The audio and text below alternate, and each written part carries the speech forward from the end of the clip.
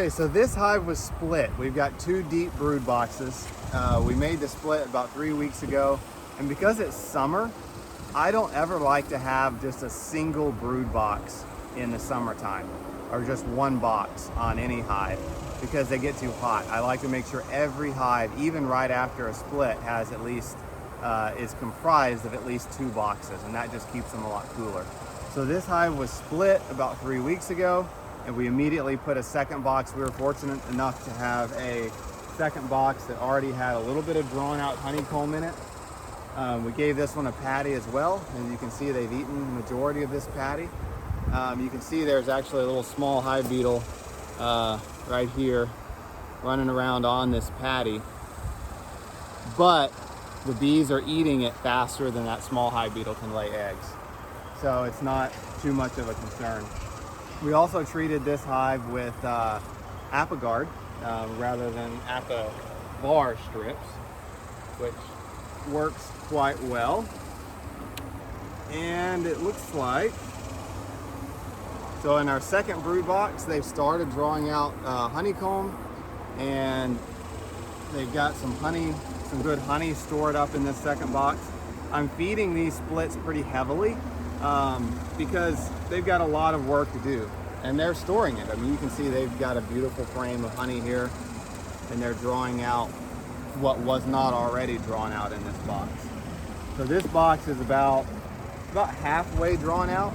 About half the frames are still foundation, and the other half was already drawn out, and the bees are filling that with honey, and they're just now starting to draw out additional comb. This is a terrible time of day to inspect the population of the hive. You know, oftentimes right when I pull the lid off of a hive, I look down into that top box and assess, you know, okay, how many frames of bees am I seeing? If I'm looking down between these frames, how many of those frames look like they're covered with bees? It's so hot this time of day, it's just hard to do that. A lot of times the bees are down in the bottom of the box, sometimes they're outside of the hive, sometimes they're hanging out underneath the hive. It's just a bad time of day. If I really want to get a good feel for my bee population, I try to look early in the morning, ideally, because that's the best time when you're really going to see, you know, the true hive population. So let's just look real quick in the bottom box and see how they are looking. Sorry guys, a little camera malfunction there. My assistant, who is a tripod, decided to break there for a second, so sorry about that. So this hive, let's see what we got going on. So this is the one that was split, so we took a split off of this hive. And the biggest thing I'm always looking for after a split is, was the new queen accepted or not? This one actually looks like it's queenless. Now, a couple quick things I want to show you guys. One of the signs I always look for when I'm trying to decide if a hive is queenless or not, you see these feathery things here? These little feathery things on the frame.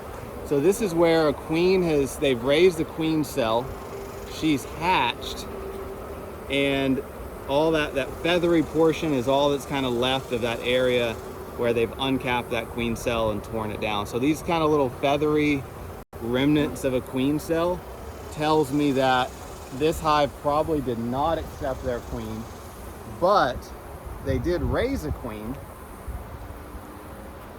and they probably have a virgin queen somewhere in this hive. So I'm just going to look a little bit further just out of curiosity. It's hard to do, but sometimes you can actually see the virgin queen running around. If I see queen cells that have hatched, or signs of a queen cell that have hatched, then I'm not terribly concerned. I give them a couple more weeks and see if that virgin will start laying. So I don't see any eggs yet. It's still a couple weeks before that virgin queen could lay after we made that split.